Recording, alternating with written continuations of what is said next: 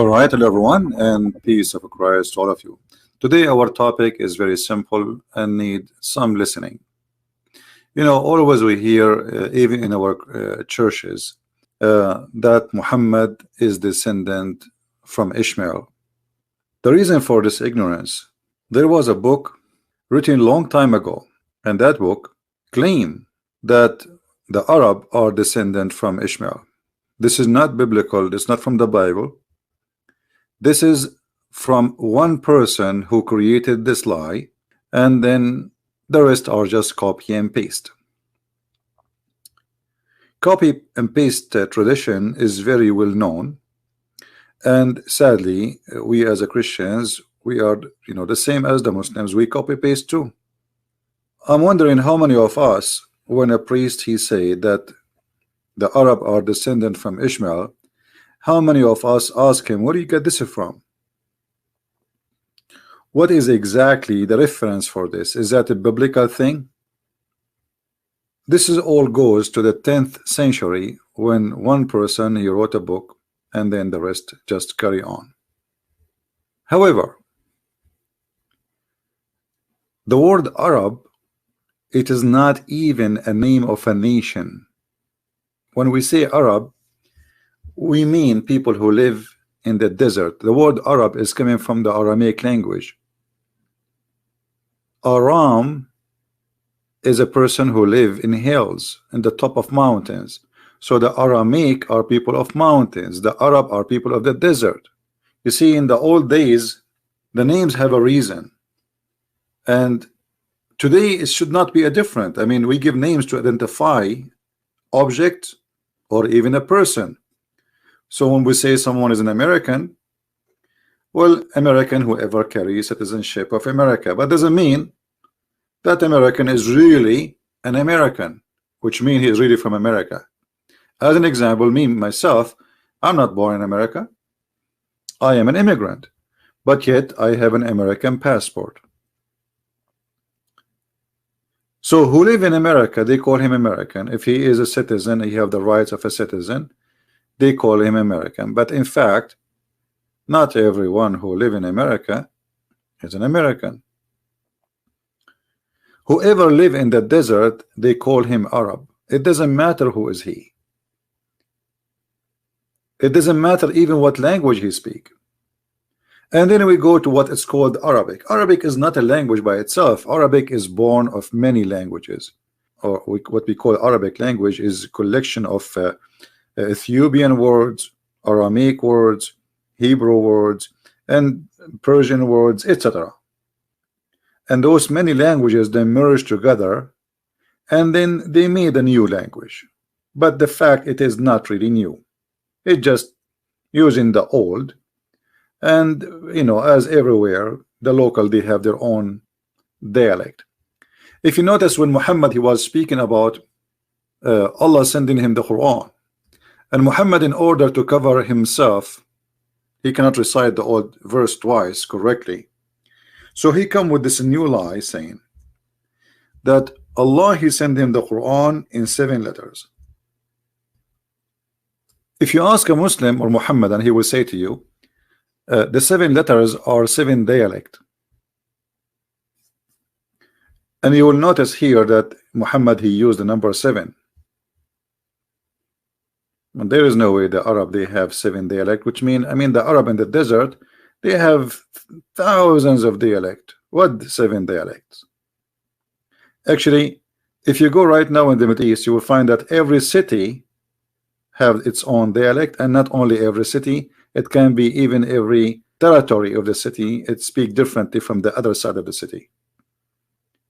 So those are not one nation.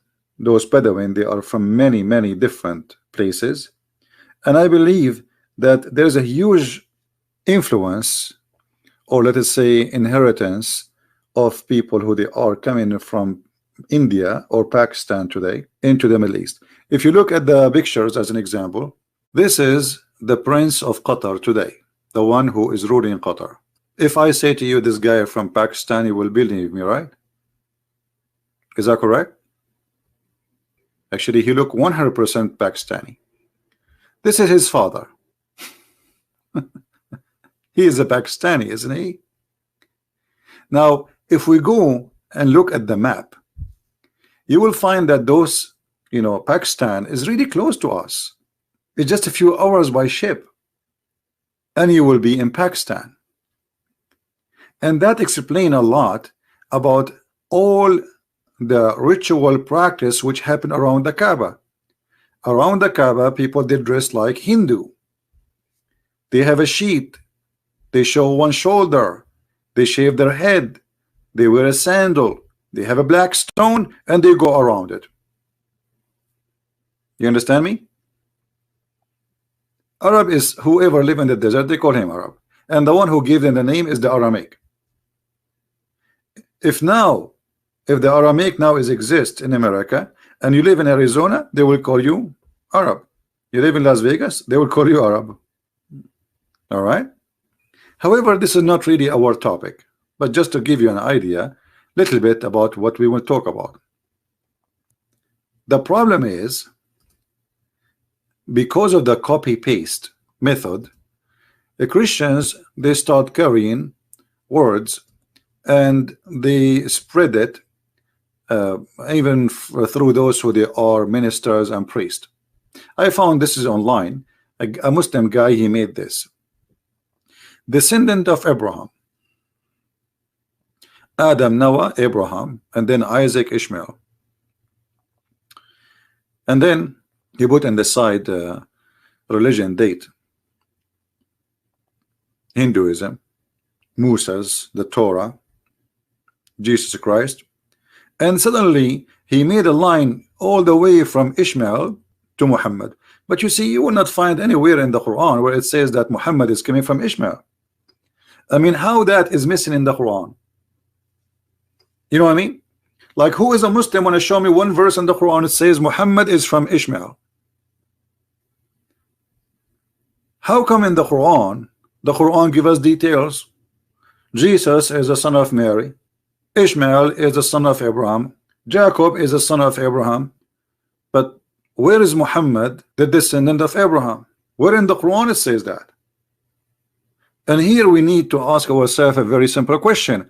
If the Quran, the book of Muhammad itself, never says so, so how the Muslims, they come to this idea that Muhammad is from Abraham, or he is from Ishmael? You see, even the Quran mentioned to us details. Abraham have a children's, and those details are coming starting from the Bible, not from Muhammad. Muhammad, he have no idea. You see, Muhammad, you do not know what Ibrahim mean. And by the way, there's nothing that's called Ibrahim. Muhammad was so confused. As usual, he have no idea. So the Quran speak about Abraham, but he do not know who is Abraham. And how we know that Quran does not know who is Abraham? The Quran claimed that the guy, his name is Ibrahim. His father, his name is Azar. Have you ever heard of a God who do not know the real name of the father of Abraham? This is how Muhammad he put it, and this is what Muhammad he thought about it, and this is what Muhammad he taught it. But the fact that this word Azar is coming from the old Aramaic, which means foolish or fool. So Abraham was saying to his father, foolish, are you going to worship idols? But because Muhammad is a thief and he stole this sentence from somebody else, he thought that Azar is the name of the father of Abraham. So it's confirmed that the founder of the cult of Islam, he do not know what is the true name of the father of Abraham, which is mentioned clearly in the Old Testament. So the Abraham, the person we speak about in the Quran, is a stolen, copyrighted story from the Old Testament. And the thief, he did some change because he's a fool. He thought by doing some changes, people will not notice that he's a thief. And by doing those changes, he got himself busted. Anyone who is a Christian and he say to you that the Arab is from Ishmael, tell him, show us the verses in the Bible, please, where it says so. Can we do that? Why you don't ask him, show us? There's a few verses in the Bible speaking about Ishmael and his children, and none of them saying what they are saying. Not even one. As the Bible says, all those who they are from Ishmael, including Ishmael, they live in what is called the territory of Gaza today, the Delta and Gaza, between Egypt and Israel. This is where he lived, and that's very normal, makes sense. Why? Because his mother is Hajar and she is Egyptian. Secondly, if you look at the names of the children of Ishmael, you will not find a single one is an Arabic name. To make it simple for you, I mean, why in the world I will not carry the name of my grandfather? Even now today I speak different language. So why in the world the descendant of Ishmael, they stop using the names of their fathers? So if the Arab belong to Ishmael, then we should have all the names of the children of Ishmael belong to those Arab, but we don't find them. And for those who speak Arabic, in 2 seconds he will notice that none of those names fit with the Arabic language, and they mean nothing in Arabic. So the question will be, what language Ishmael he used to name his children? You know what I mean? Let us open the map. This is the map.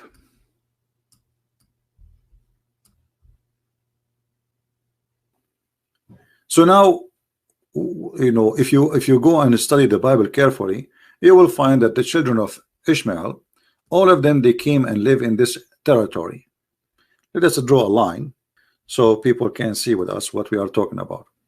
We can say, generally speaking, that they live in this area.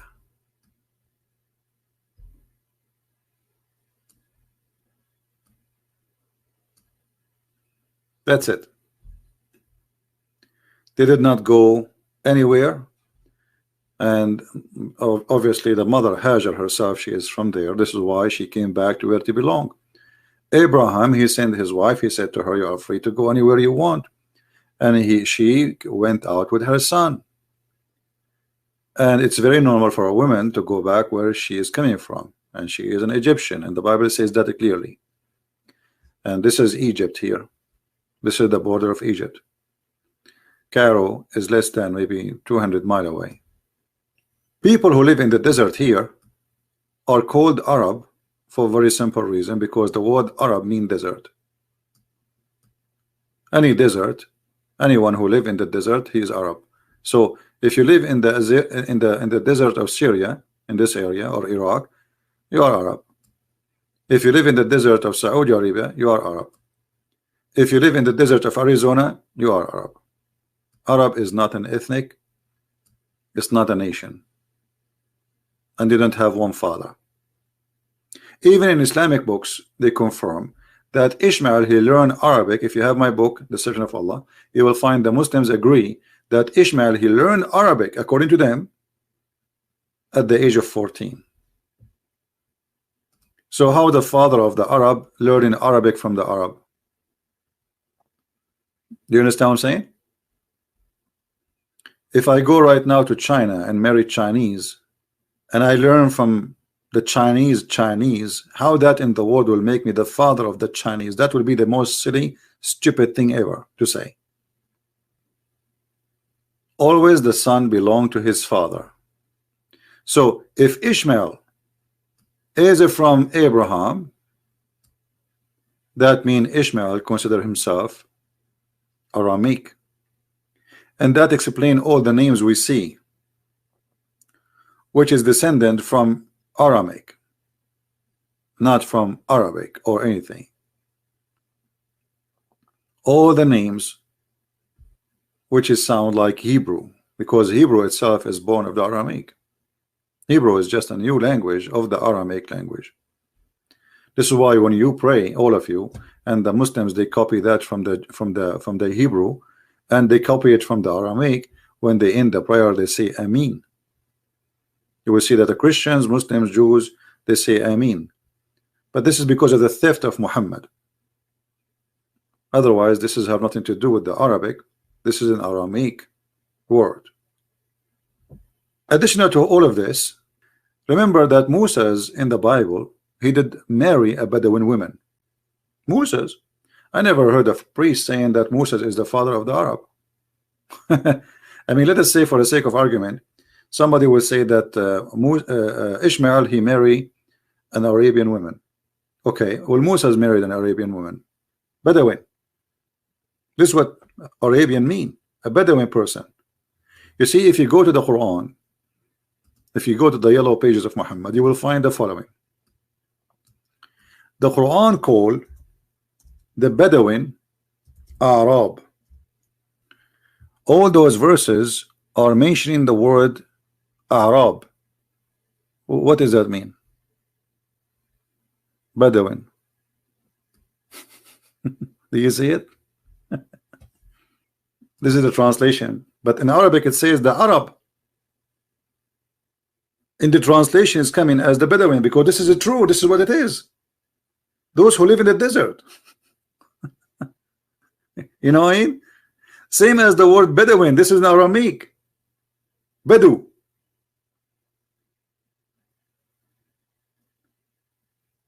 Everything you see in front of you is born of the Aramaic. Even this language here in front of us, with the letters, with the way it is written, this is Aramaic. This is, you know, like the font changed, etc. But it's still, it's in the origin of it. It's Aramaic. This is a new way, by the way, to write Arabic. I mean, this is not what this is not the way the Arabic was in the time of Muhammad. In the time of Muhammad, it was almost 80–90% of it written like Aramaic. And if you look at those numbers we see in front of us, those are Aramaic. The numbers you use today, like in English, you know, 1, 2, 3, 4, 5, 6. This is the alphabet, and it is numbers in the same time. Aramaic are the most interesting, smart, intelligent nation ever exist in history. The word Europe is Aramaic. The word Africa is Aramaic. All the numbers you see, you use today in English, those are coming from the alphabet of the Aramaic. The Aramaic alphabet is numbers.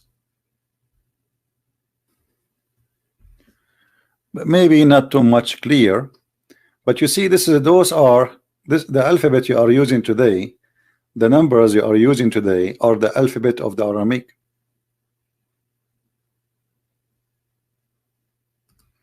And the look change by time. The look change. Like number 1 is Aleph, A. This is number 1. You know?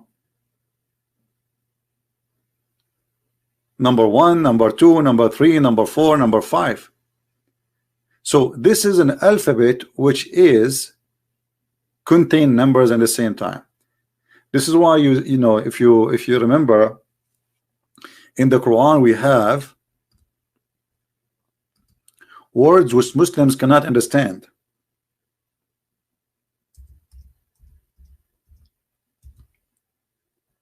Kahayas, chapter 19, verse number 1. If you ask Muslims what this is mean, kaf, ha, ya, ain, sad. In fact, it doesn't say that in the Quran. It doesn't say kaf, ha, ya. That's silly. It's one word, as you see here.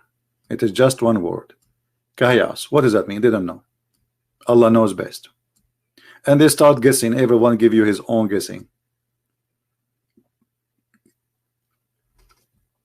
Kahayas simply is collection of Aramaic numbers, which is alphabet, which is equal to numbers, which will give you a sentence.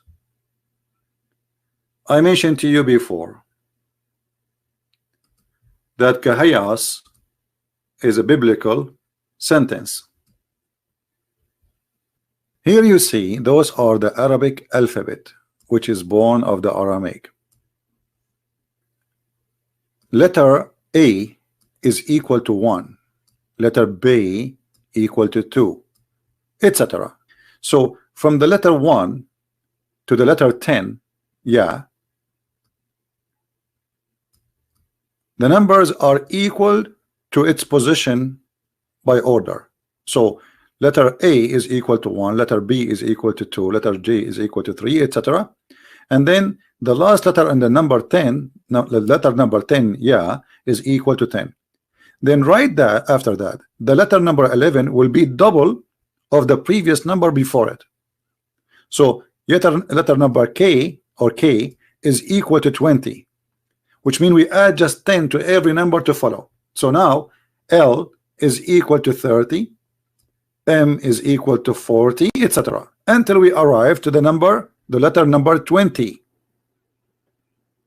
And then the number will be double to the previous. You know what I mean? So this is the letter here. You will notice here right away it says 100. Qa is equal to 100. Letter after it is equal to 200.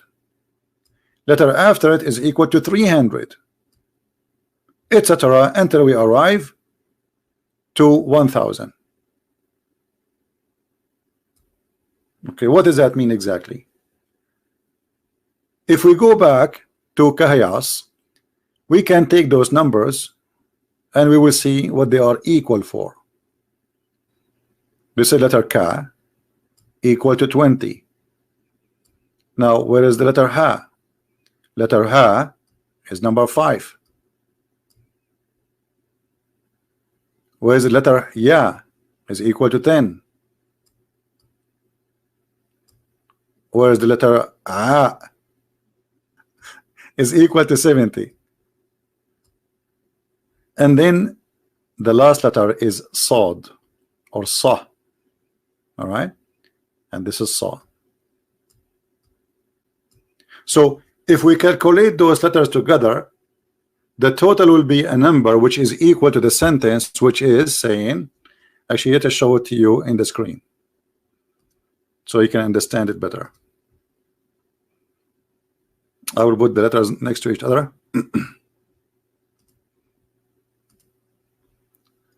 This is the word Kahayas.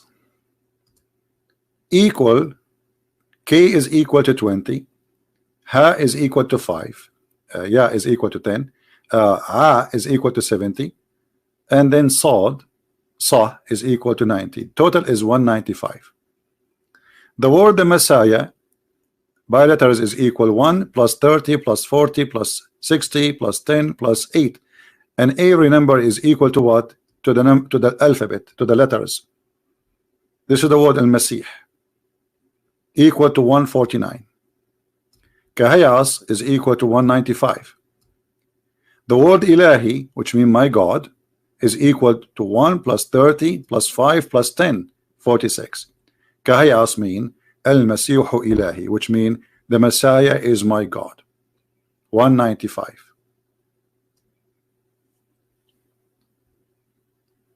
Muhammad is a thief. He stole that word. He do not know what it does mean, and not a single Muslim can tell you what this word mean, because simply it is not a word. It's a coding. The Aramaic, they used to use coding, especially after Christianity spread between them. So the Roman, they start discriminating. Anyone who follow Christianity will be killed. So if somebody want to say to somebody, the Messiah is my God, he will say Kahayas. The Roman, if he speak Aramaic, still he will not know what he's saying. What does that mean? And there is something very important we need to remember about this Kahayas. Where we find the word Kahayas, anyone remember? Just to show you that this is about the Messiah. It's very clear. If we go to Kahayas, you will find that this is in the chapter of Mary. Is it? It's obvious. It is in the chapter speaking about Maryam. The first verse in the chapter of Maryam, it says, the Messiah is my God.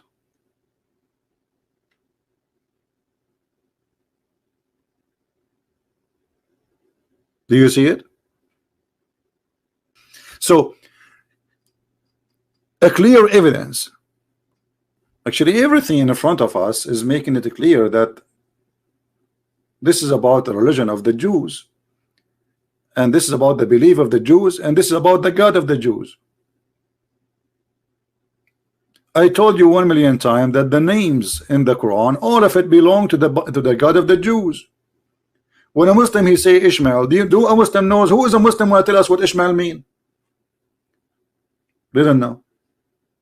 The second you say Ishmael, you are speaking about the God of the Jews. What his name? What they call him? All those names belong to the God of the Jews, the God of Moses. When you say Israel, Israel, Ishmael, even Abraham, Zechariah,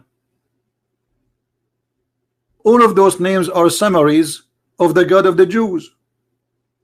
So every single page in this Quran proving to us that Muhammad is a thief and he stole names from the Bible. He do not know what they mean. No, I'm talking about names which are in the Quran, not different names. And this is what happened here. Kahiyas, Muhammad, he took it, you do not know what it means. You go to interpretation, every Muslim he give you his own. They start like predicting. Maybe ka mean kebab. They don't know. They have no idea. Because this religion is a theft. Now there is something very important too. Do you know what Jesus said even to the Jews who they are real descendant from Abraham? Anyone remember? Just to show you how we as a Christians, we are not really studying very well. We are not giving our book the time which deserve to learn from it. If we go to the book of John, the Bible according to our beloved disciple John, when the Messiah he went and he spoke, he was speaking to the Jews. The one who around him is the Jews. The Jews, they said to him, and they keep repeating to him, we are the seeds of Abraham. We are what? We are the children of Abraham. They are proud. And those are the real seeds of Abraham, not like Muhammad, who have nothing to do with Abraham, not even close.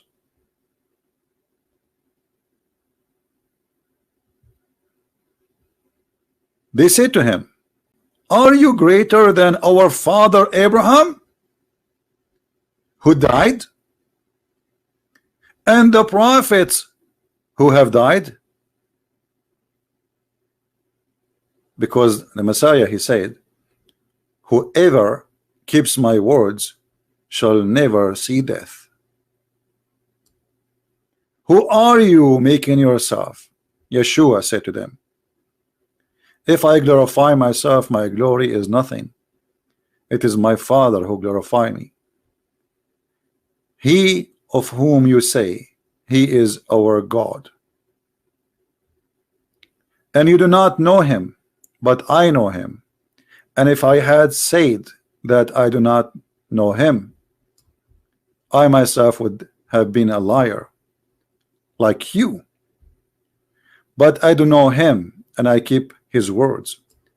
Abraham your father desired to see my day, and he saw it, and he rejoiced. The Jews, they were saying to him, you are not 50 years old, and you have seen Abraham? Yeshua said to them, timeless truth I speak to you, before Abraham I am exist. I am the living God. So when somebody says I am Abrahamic, what does that mean exactly? Based on the verse we are showing you. Anyone can help me? It's believe in Jesus, exactly.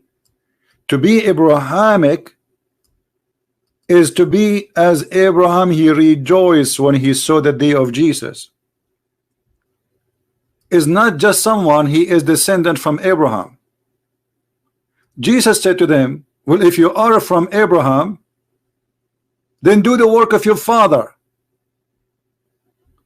They answered, they said to him, Abraham is our father. Yeshua, he said to them, if you were children of Abraham, you would have been doing the work of Abraham. And what Abraham he did? He rejoiced by seeing Jesus. Do you understand? So this is the biblical teaching about the seeds of Abraham. The seed of Abraham is not somebody is born of Abraham, is somebody believe in the God of Abraham, which is the Messiah, the Jesus the Christ. And who is the one who's saying that? This is the Messiah himself. This is the Messiah, the Lord himself. He says to the Jews who they are really from the seeds of Abraham. They are not making it out. They are not fabricating. They are not lying. They are saying, yes, Abraham is our father. He is our great father. And yet Jesus saying to them, well, if you are of Abraham, then you do the work of Abraham. Obviously you are not. So according to the Messiah, the one who considered to be from Abraham is the one who rejoice for the name of the Messiah, as he said here, Abraham your father desired to see me, to see my day, and he saw it and he rejoiced, which means he worshiped Jesus, he prayed to Jesus, and he accepted the Messiah as God. Do you see it? Which means even if somebody he is from descendant of Abraham in real, still he is not Abrahamic. Because to be Abrahamic is to be Christian, not to be descendant from Abraham by seeds. And if the Messiah himself did not accept the Jews to be calling himself Abrahamic, I mean, who else can claim to be Abrahamic? And from this we understand that Abraham was a Christian. Correct? Abraham, he is a Christian. He is not Abrahamic.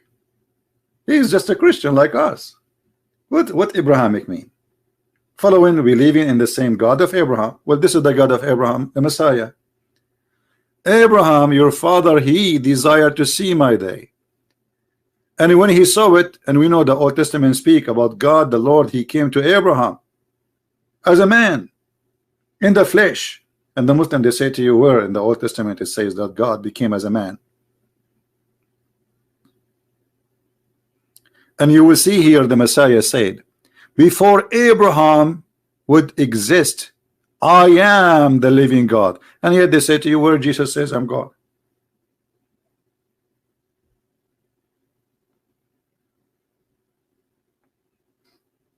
I hope we learn today something very important, that Abrahamic is those who they are Christians, not even the Jews who refuse Jesus. Do we understand? For Abraham himself is a Christian.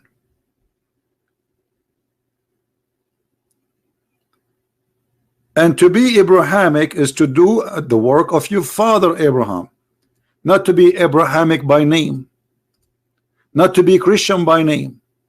This is why the Lord, he said, many they will say to me, Lord, Lord. And then he will say to them, depart from me, I do not know you. Go away. Who are you? Not everyone says to me, Lord, Lord, will enter the kingdom of my Father, but the one who do his will. So you call yourself Abrahamic, you call yourself a Christian, you call yourself worshiping the true God, call yourself whatever you want. From their fruits, you will know them. That is the truth, my friend. Did Muhammad do the work of Abraham? Did Muhammad teach the teaching of Abraham? Let us make it clear that the Bible is more than just a book. You see, the Messiah, he said, you want to kill me because you cannot comprehend my words. Correct? I know you are the seed of Abraham, but you seek to kill me because you cannot comprehend my word. So anyone who cannot comprehend, and obviously they don't want to comprehend because they don't want to comprehend. It's not because Jesus making it complicated. They don't want. They play arrogant. They play the ignorant. They knew he is saying that he is God. He knew that he is coming God in the flesh. He is saying that clearly, and this is why they put him in the cross. So when Muhammad he denied the Messiah to be divine, he is not Abrahamic. When Muhammad he denied the Father and the Son, what the Bible says?